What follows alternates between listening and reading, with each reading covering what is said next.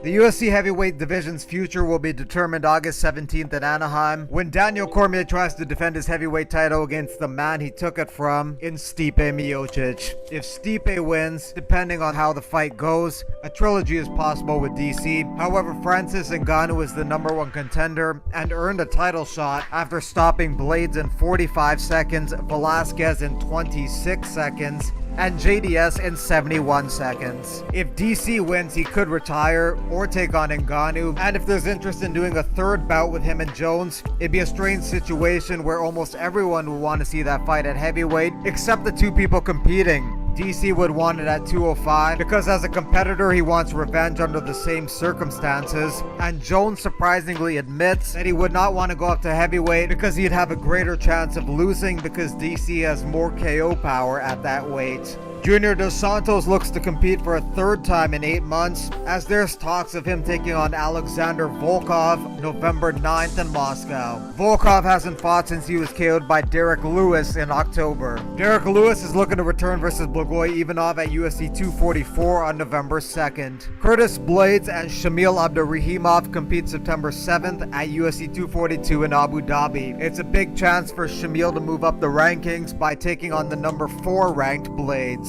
Alistair Overeem and Walt Harris have both stopped Alexei Oleinik in their last bouts. It wouldn't be a surprise if Oleinik walked away from the sport. He's 42, been doing MMA for 22 years, has 71 fights on his resume, and was just KO'd 2 times over the span of 3 months. Cain Velasquez is on the sidelines at the moment and is making his pro wrestling debut Saturday in Mexico. Tai Tuivasa and Justin Willis have interest in taking on each other next, but Willis was reportedly cut by the UFC.